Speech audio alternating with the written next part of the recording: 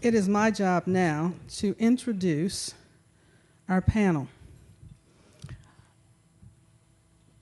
Our first panelist is Reverend Dr. Bernard Lafayette, who received his final marching orders from Dr. Martin Luther King as he prepared to leave the Lorraine Motel in Memphis in 1968. Dr. Lafayette has been working to fulfill Dr. King's request to institutionalize and internationalize nonviolence ever since. A civil rights movement activist, minister, educator, and lecturer, Dr. Lafayette is an authority on the strategy of nonviolent social change.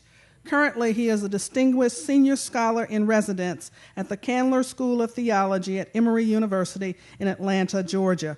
We are honored to have Dr. Bernard Lafayette with us today. Thank you.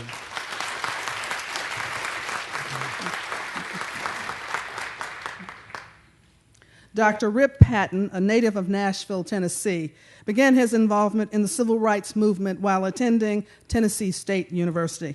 Dr. Patton participated in sit-ins at lunch counters, pickets at local stores, and demonstrations here in Nashville. In 1961, he became a freedom rider. He traveled to Montgomery, Alabama, where he boarded a bus to Jackson, Mississippi. There, he was arrested and held in jail for a total of 44 days. Dr. Patton continues that commitment today by advancing civil rights across the country. We thank Dr. Patton for joining us today.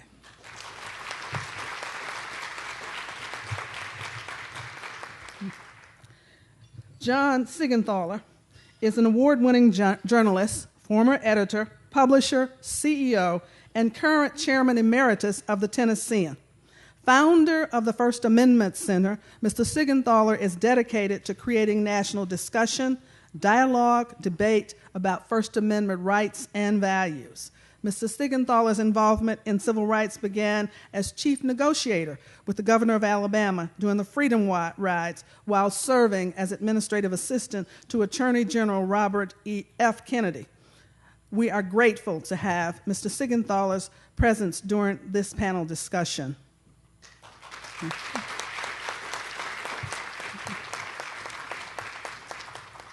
Ann Holt is a three-time Emmy Award-winning journalist and the recipient of the coveted George Foster Peabody Award. She is recognized by her peers across the Mid-South as an outstanding role model. Ms. Holt has been with WKRN News 2 since 1976 and a primary anchor since 1980. We could not be more delighted than to have her as our moderator today. Ann, I turn it over to you. Thank you. Thank you very much, Director Watts, and good morning, everyone. First, I want to say what an honor it is for me to be a part of this 50th anniversary celebration, 50 years of service from the Tennessee Human Rights Commission. Also, even more so to be able to share the stage with three iconic warriors of the civil rights movement. I have known each of these gentlemen for a long time. I have interviewed each one of them, some of them multiple times. And I am just delighted to be here and to share a conversation with them this morning. I'd like to begin with Dr. Lafayette. Your role in the civil rights movement was actually a calling, and you really can't get any closer to the action than you have been, co-founding the Student Nonviolent Coordinating Committee in 1960, leading the Nashville movement in the 1960s, and also going on the Freedom Rides. Now, would you share a little bit more of the story of how you got those final marching orders from Dr. Martin Luther King Jr. and how that has led to your lifelong commitment to nonviolent social change? That was a pivotal moment in my life when I had the opportunity to work with Martin Luther King directly. I'd been working in support of what Martin Luther King was standing for and working for, even as a student at the American Baptist College here in Nashville. The person who really helped me to understand the relationship between social action and my own spiritual development was my homiletics professor, Reverend Dr. Kelly Miller Smith, Sr. And that was the first time that John Lewis and Jim Bevel and I and others who came from the American Baptist College began to make the connection between the social responsibility of religious and spiritual commitment. And we, prior to that, we wanted everybody to go to heaven, so we worked on that. Mm-hmm. But there was some room before we got there that we had to, fulfill some commitments. So, when I worked with Martin Luther King, he actually persuaded me to move to Atlanta. And I did not want to go to Atlanta because working in the movement meant sometimes that you didn't have certain resources. And I could help Martin Luther King where I was, without having to join the staff. Because I was working for the American Friends Service Committee, and the Quakers took pretty good care of me in Chicago. And so I told him whatever he wanted me to do, I'd do it. But he said, no, we want you to come to Atlanta, and we're going to reorganize SCLC, and we want you to be a part of that. We want you to have a position, administrative position. So then I thought about this great idea. I said, well, what about sending me a job description? He said, no, we don't know what the job description is going to be because we're reorganizing. Well, having worked with the service committee, they give you retirement and benefits and all kind of things. They even give you paternity leave. I never heard about that. The men, you don't even have to have a baby. Your wife can have a baby and you can get off of work. I said, Dr. King, whatever you want me to do, I'll do it. And the way he got me to join the staff, he said, this may be my last campaign. We are going for broke. This was the Poor People's Campaign. I said, well, you should have explained that in the beginning. If you're going for broke, here I come. I'll be there. Like being broke, we like that. So I was with Dr. King in Memphis, and he'd gone to Memphis because the sanitation workers, and Jim Lawson had invited him there to give support to that movement. We were actually having a staff meeting in Atlanta, and he decided he would leave us there, go to Memphis, and come back. But he didn't return because they had the march broken up in violence. So we decided to continue the meeting in Memphis.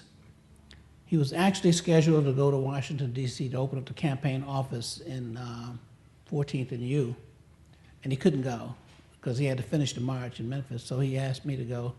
And I was working on this press statement, and at the April 4th, 1968, Lorraine Hotel, room 306, and I was sitting there with Martin Luther King, and he said, after we finished tweaking the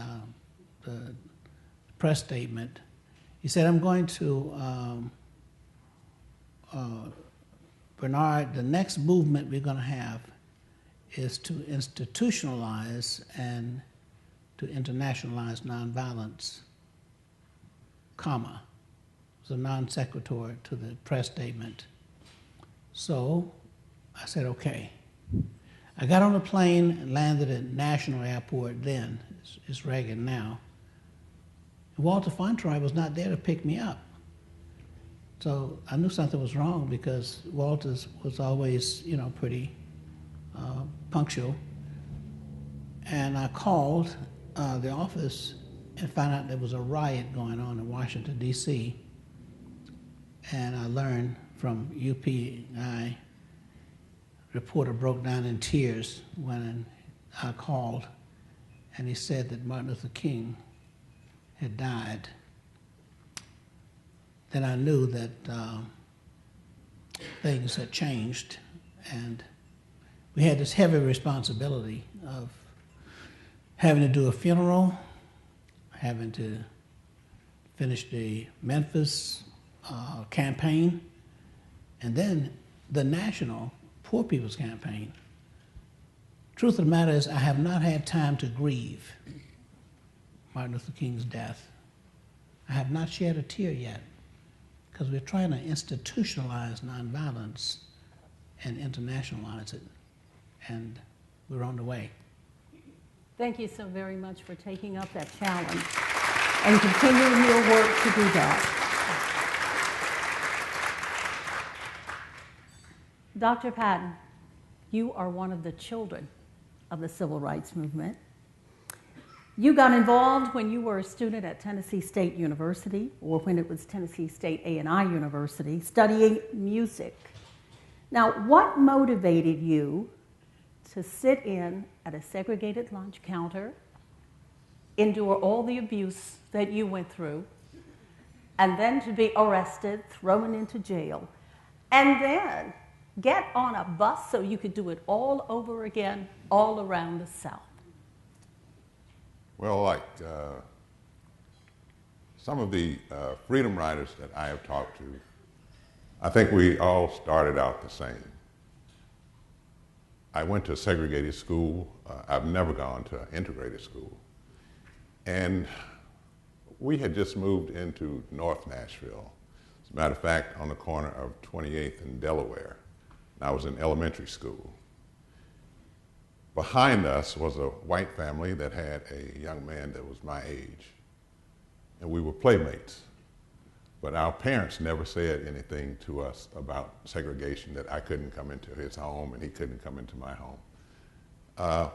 One day, his sister, I guess this was the first time he had been downtown to the Lowe's Theater, and his sister took him to the Lowe's, and when he came back, he was excited, and he told me about the movie and about, most of us remember how the Lowe's and the Paramount used to look on the inside and the glamour of it. And he was concerned about the popcorn and the smell of the hot dog and the lights flashing on the outside. And he told me, he said, tell your mother to take you to the movie downtown. I don't remember the movie. So I asked her and she said yes. And I think this was the first time I had been to one of the movies downtown. And as we were crossing Church Street, if you don't remember where the Lowe's was, I think it was right there where Quizno is now, took up that corner. And as we were crossing Church Street, it was safe enough for her to let my hand go. And I went for the front door. She grabs me by the hand, said, "We can't go in that way." So I said, "But my friend said," and I stopped right there. Because when I speak to students, I tell them that you had time out growing up. Time out for me was different. And different, see, you're laughing because you know what I'm talking about. When they said time out, the belt came off or something, that was time out. You couldn't go to your room and watch TV and all of that. And I knew better when I said, "But my friend said," and I stopped right there. We had to go down the alley and into the side door. I never forgot that. So to me, that was a seed that was planted. And so in 1959, the fall year 59, when we started our nonviolent training, I joined the movement, and my mother said, "I knew that you were going to be a part of this because of what happened years ago." So I joined the movement, took part in all the things that you said. And the movement here, the student movement, was, I guess, like the military is. When you join the military, you're in a squadron, a group of men, now men and women who work together, they become as one. Mm-hmm. So we became as one, not only black students, but white students as well. And so, for example, when we would go to First Baptist Capitol Hill, and we were going to sit in at Walgreens, and Walgreens is still there at the arcade. We knew how many stools there were in Walgreens. We knew where all the phones were outside because we needed to know that. And let's say, for example, if there were 10 stools in Walgreens, there might be 30 students assigned to Walgreens because we anticipated being arrested. So when the first 10 were arrested, the second 10 would come right in and sit in. 61, the Freedom Ride started in Washington, D.C. There's the burning of the bus in Anniston, the beatings at Birmingham. John Lewis started out with that group, but he had to come back to Nashville, so he was not there on the Anniston Greyhound bus or the Trailway. He was in Nashville on Mother's Day that Sunday when it all happened in 1961. So he and Diane and others got together and said, we're going to, after this young man here had did his job for the president and the attorney general by getting CORE out of Birmingham, goes back to his hotel. I'm stealing some of your stuff. Goes back to his hotel feeling good because he did what the president and the administration had told him to do, and he felt good, and he gets a phone call. The attorney general is asking him, who in the hell is Diane Nash?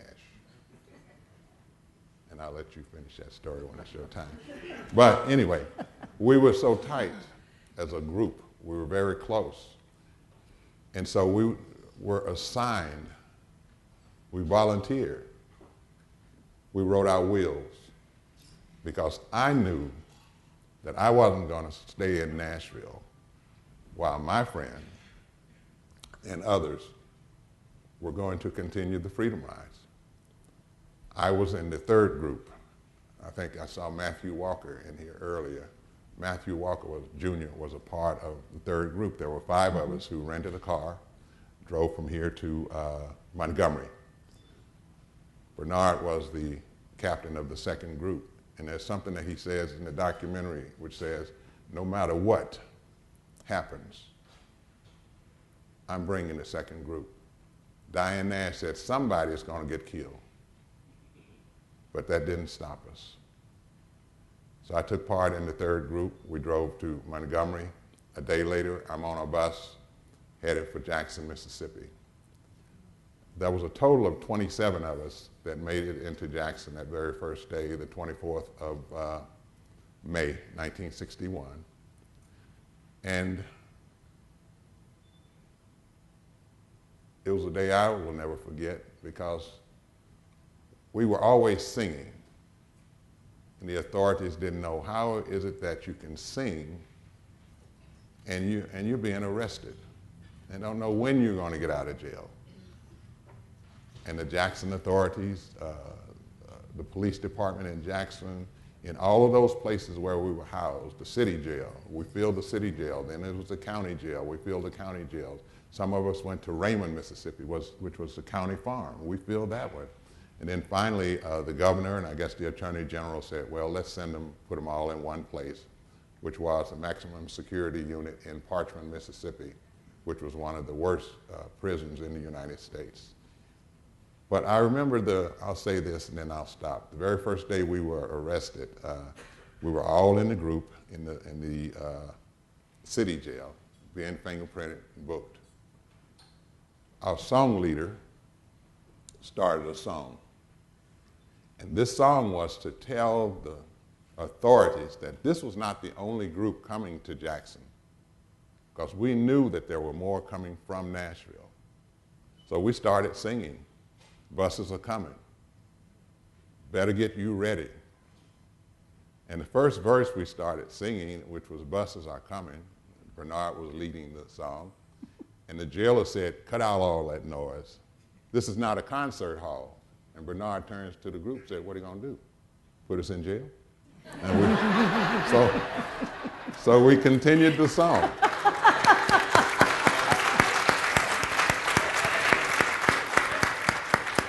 So after getting out of Parchman, I came back to Nashville. Kroger and H.G. Hills were still segregated as far as hiring practices.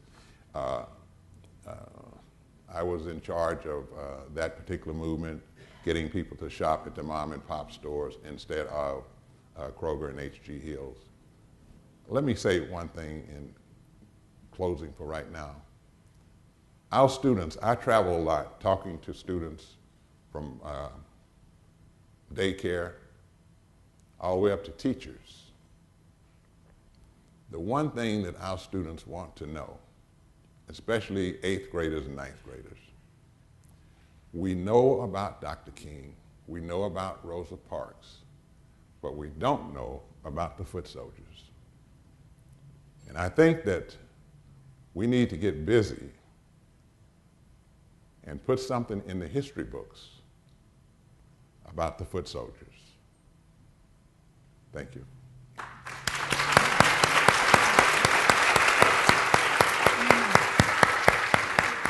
And I think the beauty of it is that we can tell these stories where the people, while the people who live them are still here, and we can hear the accounts from the folks who made history. I'd like to move on now to Mr. Seigenthaler. For years, you had a front view of the civil rights movement in your role as a journalist. What motivated you to leave that profession, to leave that chance as an observer, to become involved as an activist? You know, Ann, it's a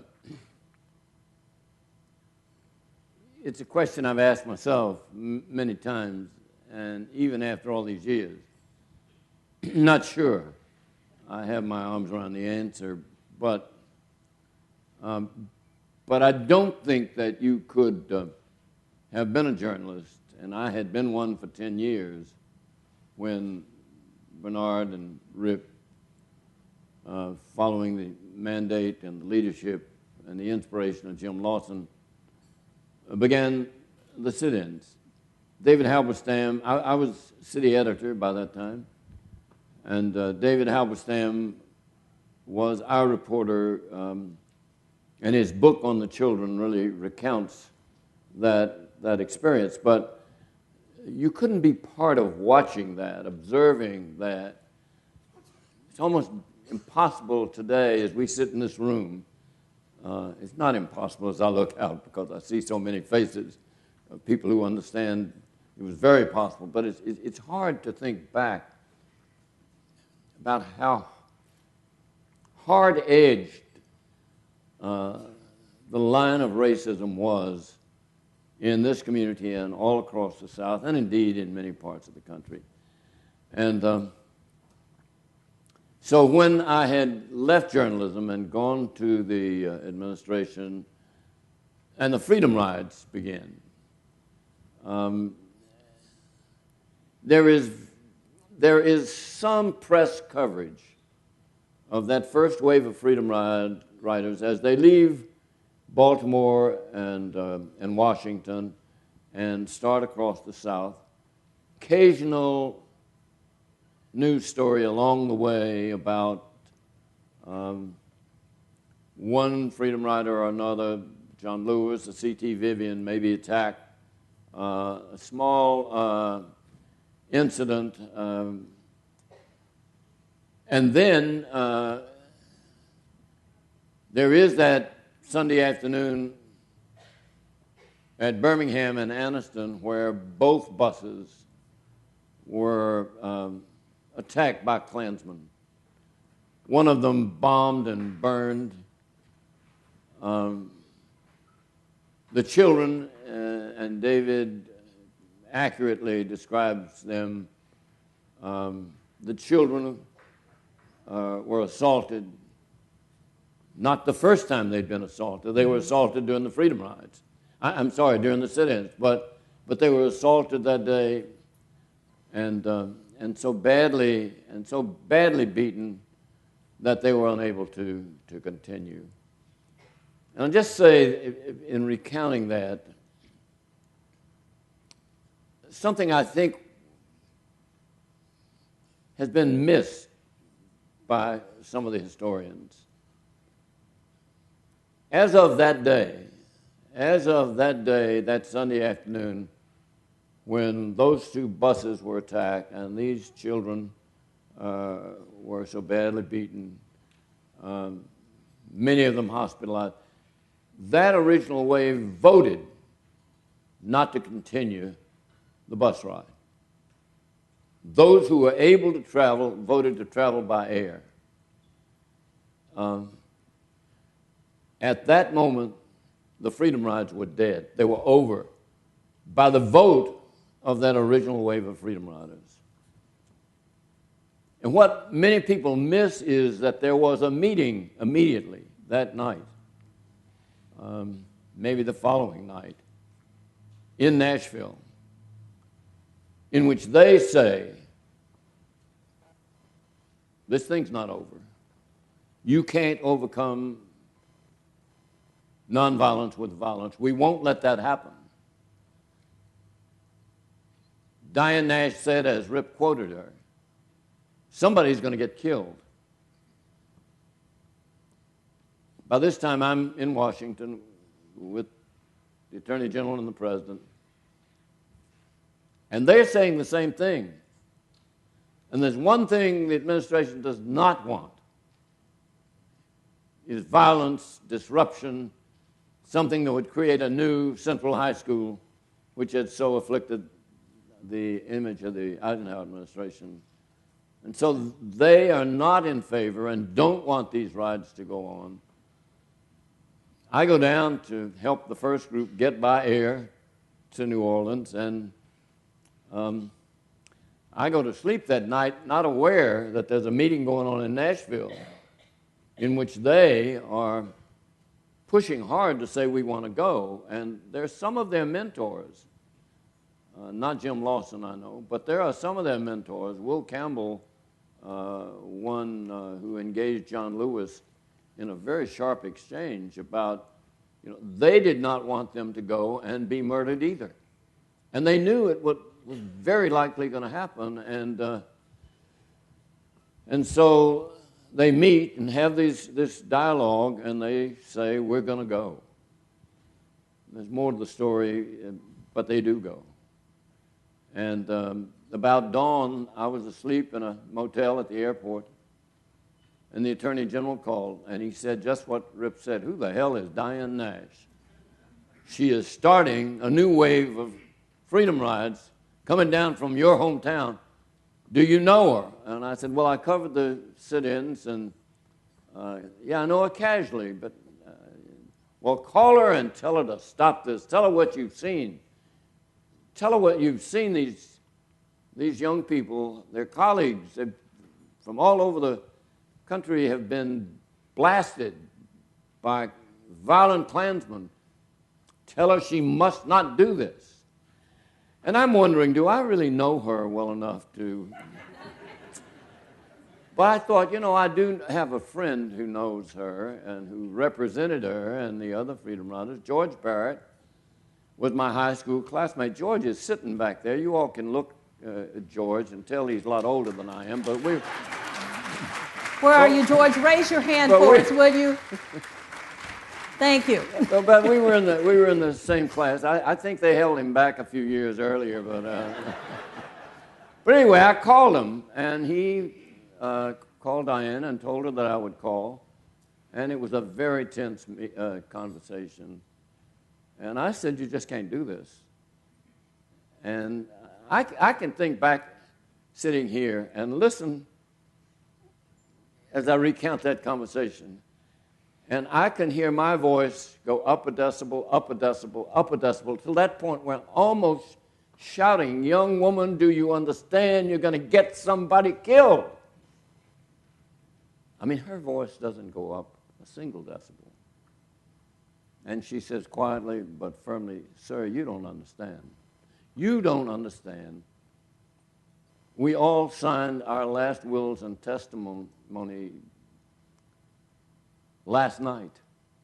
We know someone will die. What is there to say at that point? And so I reported back to the Attorney General that I'd failed. And he said, go up and back to Birmingham. And, of course, by the time I get there, they're back in jail. and I go through a period of negotiating to try to get them out. I guess I maybe stop right there because negotiating with First Bull Connor, Eugene Connor, I mean, a strange man who named Eugene wanted to be known as Bull, and he preferred to be known as Bull, and then with Governor John Patterson, and again, they were very hostile. Finally, the governor played safe conduct, and the commissioner of police in Montgomery, Mr. Sullivan, went back on his pledge to provide safe conduct. And I would say the riot that I saw on that Greyhound bus parking lot is not like anything I've ever seen before in my life. I mean, the screams from angry, hostile, violent white people, not just men, women holding children in their arms, screaming, kill them, kill them. And to drive across that parking lot and listen to that is to understand something you've never come to grips with before. There are people who are, simply because of color, willing to kill. I will tell you, it was a frightening experience. The thing I remember most, and I'll close with this, is the courage of those young people who had signed their wills. You have to understand that for many of them, their parents did not want them involved in this. There's a video somewhere of Bernard sitting with his colleagues reading a letter from his parents, from his mother, I think. And at the end he says, she just doesn't understand. And so many of those parents, I think, don't get arrested. You get arrested, do you know what's going to happen to you? You'll never be a preacher, never be a teacher, never be an educator, a lawyer, a doctor. Those black marks for arrest will rob you of your opportunity in the future. And the remarkable thing is their courage and their commitment. I look back on it, and I'm absolutely in awe of them. And so am I, and so are the rest of us. Thank you very much.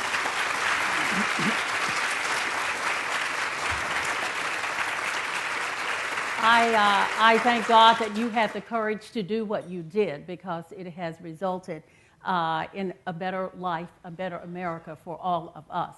You've done a marvelous job of setting the stage for what we were dealing with prior to the civil rights, that led to the civil rights movement, prior to the fight for equality and justice. I want you to kind of fast forward a little bit now and tell me, as you look back from whence you have come, do you think, what do you think about this state's progress, the amount of progress we have made in the area of civil rights? Have we missed some opportunities along the way? Should we be farther along than we are?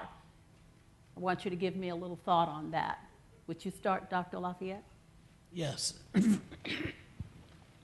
I've had time to do a lot of thinking about this, and for a number of years. And in fact, I teach a course on Martin Luther King and the movement, and lessons that we've learned from the movement at Candler School of Theology at Emory University now. And I've also had the opportunity to establish nonviolent centers around the world. I'm in the process now of putting a global curriculum together on the nonviolence and peace education and peace studies, so that people understand the strategies and be able to see how this can be incorporated in their own personal lives. See, the problem is that we think about nonviolence and we think about it in the context of the movement. Well, I've had the great opportunity to save a lot of marriages. Yeah. And even some people back together again. I've actually performed a marriage of someone who had divorced and they married the same person again, but they weren't the same, person. So what happened in nonviolence, the training and the teaching helps the person to be able to see a new perspective of life, on life. And that's the thing we've got to institutionalize. All the killings and that sort of thing that happen in prisons and stuff like that. I can give you story after story on how the nonviolence has transformed. I'll just give you one. Okay. Nigeria. In southern Nigeria, in the Niger Delta area, that's where you had a lot of kidnappings and you had a lot of the oil pipes blown up and that kind of thing, et cetera. Okay? And in northern Nigeria, you still have the conflict. But we were invited to do nonviolence training and to set up programs in the Niger Delta area. And if you would look carefully, those of you who know, there have been no more killings and kidnappings. That's why the price of oil has gone down, because that situation has turned around. The amnesty program, you can look it up on your computer and Google it. That amnesty program required that those militants from those different groups that were challenging the government would have nonviolence training first. And then they would complete that program, and then they would give them other skills training. They're in 24 countries around the state. These are people who've been killing the Nigerian troops in the army. One fellow who after we finished training, he confessed that he'd killed 170 people. And most of them are troops, okay? But now they've put their weapons down, and I thought 70% would be a good, safe figure. No, 100%. None of them have gone back to pick up their weapons. They're in school here in the United States and Texas and down in Florida, places like that, et cetera. We trained, 40,000 Nigerians who were former militants who've been fighting the government. There's a prison in Colombia called Bella Vista where they were killing 6 people a day. Well, at this point, no, not in the last 5 years. Once we trained them to be trainers, and that's what we do. Green Haven prison up in New York, they used to have riots and all that kind of stuff in prison. One of the reasons you don't have it anymore is because the Alternatives to Violence program that we started in 1975, is now in 50 countries around the world, 30 states in the United States. This is under the radar, but when you haven't seen any prison riots and that kind of thing, okay? Like we used to have. No more riots in Miami. We used to have riots in Miami, at least 2 every summer. We trained the entire police department in Dade County, okay? Which means that if the policemen know how to respond to incidents, there wouldn't be any riots in the street. There were no race riots. What race? They were fighting policemen. That's right, black folks fighting policemen in Chicago and Detroit and Newark and that kind of thing. No mobs of white folks and black folks got together and had any race riots. Policemen trained will know how to be peacekeepers.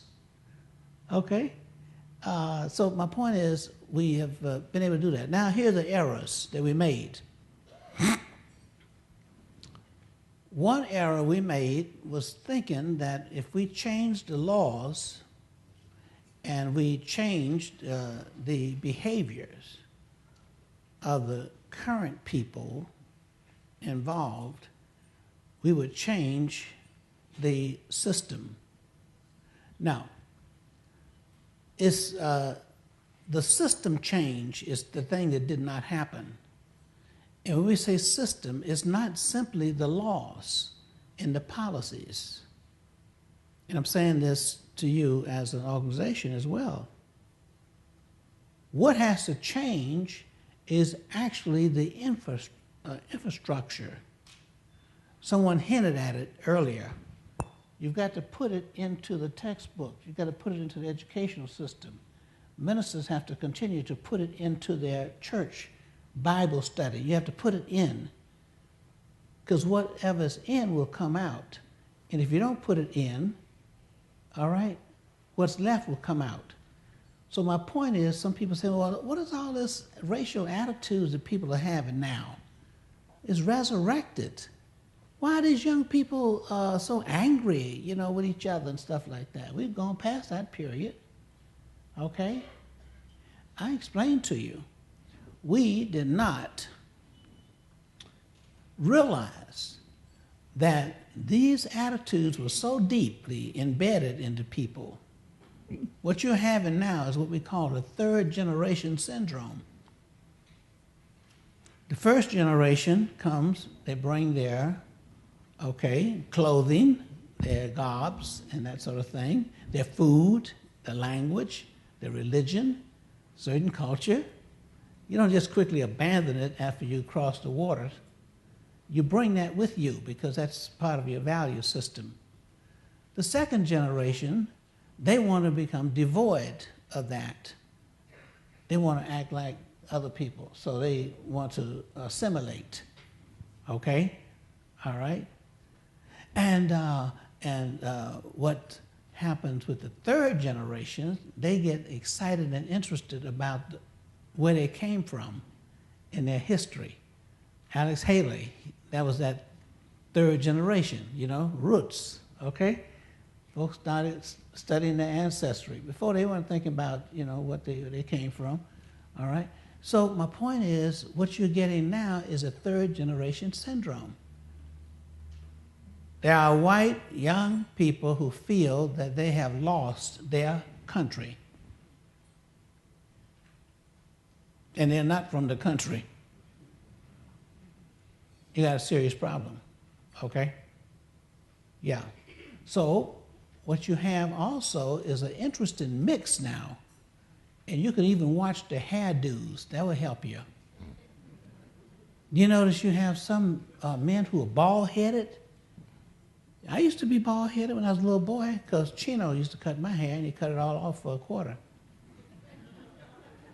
Then you had the afro, okay? Then you had the plaits and all that. So watch the folks' heads and you'll see where their heads are. That's Okay? an interesting observation there. Yeah. So what happened is we failed, for example, and I'll end at this point. For example, we got the right to vote. No. We already had the right to vote. It was the federal protection going way back to Reconstruction when the troops would pull out of the South. You see my point? So the only thing we did was got the troops to pull back into the South to give us protection. That's why that's why the National Guard had to come in and give us protection. Okay? That goes back all the way to Reconstruction. Okay?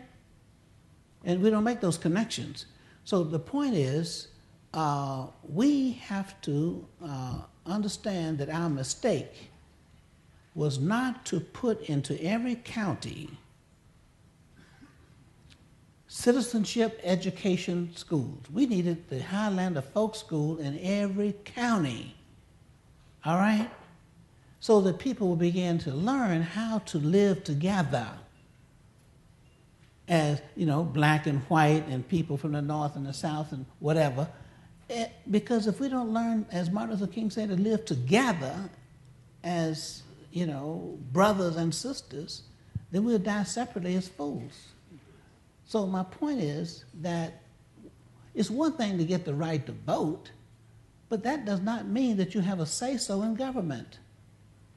You have got to be able to communicate with your elected officials. They represent you. They are the ones who make decisions about your money. And you don't have a choice about that. You can stay home. You don't have to vote, but you will have to pay taxes. Okay? That's a good point. Yes. That's a very good point. So that's one of the things that we have not done. We have not taught people to be citizens. Even in our schools, we took out civics. Mm-hmm. I have about 10 minutes left for the conversation. If you don't mind, Dr. Lafayette, if I could move on down to Dr. Patton there. I know you work a lot with young people. Yes, I do. Let me say that during the civil rights movement, especially the sit-ins, I think that Mayor Ben West said it best. And as far as politicians go, I think that if they would take the attitude that Mayor West had on a particular day when he was interviewed after we made the march downtown with 5,000 students as a result of the bombing of the Alexander Luby's home. In an interview, he said that when he answered Diane's question about whether or not she thought it was fair that people can go downtown and shop but not be able to eat, the thing that he said that was most impressive to me was, I had to think as a man and not as a politician. And I think if our politicians would start thinking as people and not as politicians, to be able to see what's happening with their constituents, what's happening with what they call the American voters, and put themselves in our place, I think we'd have a much better government. I heard someone say the other day with what's happening with the United States now, politicians in Washington are still getting paid and people are getting laid off. The other thing I think is that in our generation, we wouldn't take no for an answer. We were asked for a cooling off period. Just think where we would be today if we had cooled off. Nashville itself, it took us, I think, 4 years from 1960 to 1964 to desegregate Nashville. Nashville is the first city in the United States to desegregate its facilities. When we had the Easter boycott, merchants were losing money. They found out how important, I won't say the black community, because there were many whites that did not go downtown and shop, not because they were afraid. We had allies who would tell us things about what the merchants were going to do, what their plans were for us. And so we knew ahead of time what to expect. We were the generation that said, no, we're not going to give up. We're not going to stop. You can do what you want to do, but we're moving straight ahead. If we were to have that attitude today, not only with the adults, but with the students as well, when they go up on the students' tuition, if they had done that back in the day, we would be downtown in large numbers in front of the state capitol. But our students, some say, well, I'm not paying my tuition, my parents do it.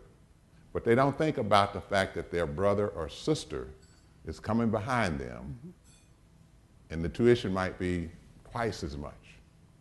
I'm happy to say I only paid $54 a quarter at Tennessee A&I.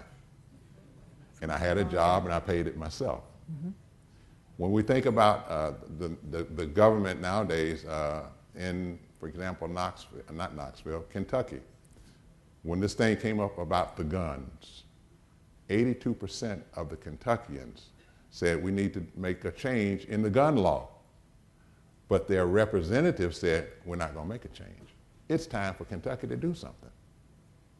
When something like that happens here in the state of Tennessee, and you get a large percentage of the people who live in this state to say, no, we don't want this. And if it's something, well, guns, we want you to go through a process with guns. And then to have our representatives to say, no, we don't need to go through a process. Then it's time for us to get up and do something. And so you're saying that we need to be politicians need to be more responsive to the needs and the voices. Because we put them in office. And when you talk about the kids, now I'll make this real quick. The kids that I talk to now they realize that there needs to be a change. And I'll give you one example. I was in St. Petersburg. I was there for 5 days, 4 schools a day. The second school, second day, first school, about 800 students in the auditorium. And when it came to Q&A, and I asked them to speak loud because we didn't have a roaming mic, and I said, I know you can speak loud because when the bell sounds, I won't be able to hear myself. So we had students to speak, and then all the way in the back to my left, a young man stood up, didn't hold his hand up, and for some reason the noise level just went down when he stood up. He said, I want to apologize to you for my grandfather, because my grandfather was a member of the KKK. That place, the teachers cried, the students were crying, he was being applauded. And I'm standing up on stage thinking about people who bully kids, but he didn't get that. But I told the students, I said, we don't have to worry about this young man. I believe that he's going to make a change. I talked to his teacher talked to his parents, and the parents said, we didn't know that he felt that way. Miscommunication. And I get that all over. Not only have I traveled here in the United States, I've traveled to London, England to speak. Just last week, I was in Trinidad. So I move around a little bit. And you can see there's certainly a lot more to be done. Yes, a lot more to be done. If I could move on now to Mr. Seigenthaler, missed opportunities or the progress that this state has seen. Well, let me just begin that answer, Ann, by saying that it is impressive to me that every governor from Frank Clement to Bill Haslam has embraced the idea of this commission and the ongoing need for this commission. I mean, Governor Haslam realizes, as all of his predecessors realized, the need for a human rights commission still very poignant, still very pressing. And you only have to look at the world in which we live to know that, for example, a law involving immigration goes to the heart of human rights, and we can't get that legislation. The right to vote goes to the heart of human rights, and Congress won't extend that legislation that assures every citizen the right to vote.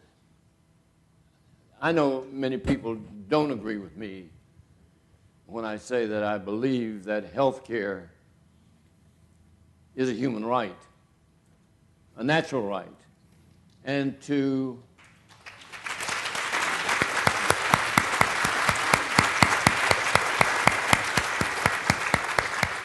well, there's some people who agree with that too. But just imagine the idea. I mean, this health care has become and is, and the people who are in control of it are entitled to look upon it as a profit-making institution, health care. Mm-hmm. But should the cost that contributes to those profits, should that cost deny citizens of this country of that natural human right for health care? Rip mentions the issue of guns, of weapons. Every day there is another story of another tragic death. And sometimes it's in a school and sometimes it's in a Navy yard. But is there not a natural human right to be safe from, without denying anyone its his or her Second Amendment rights? Is there not a human right to be safe and secure in the pursuit of happiness, which is assured in the Declaration? I just think that when when I think back on them, I think about the sacrifices that Bernard and Rip made, the beatings they underwent, those 40-odd days in Parchment Prison, the hellhole of the society. The question has to come to mind, you know, at what point are we once more going to use those First Amendment rights of speech and assembly and petition, peaceable assembly, to join together and perhaps even march again as they marched for human rights that are still pressing and still needed. And, you know, we don't sting with nostalgia, we shall overcome. When you look at those issues, you know it still is we shall overcome someday. Someday. Thank you very much. And I'd like to thank my distinguished panelists, all of them, for their insights. And thank you personally for allowing me to take that journey back with you as well. Would you please give them all a round of applause?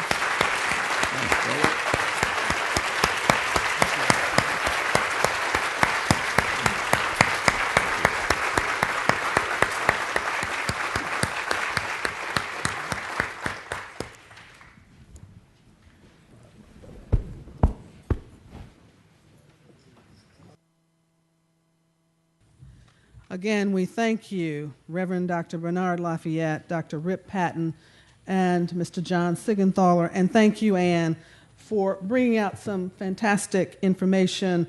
And we want to just again thank this panel for their insight, for their time, and for their continued commitment to human and civil rights.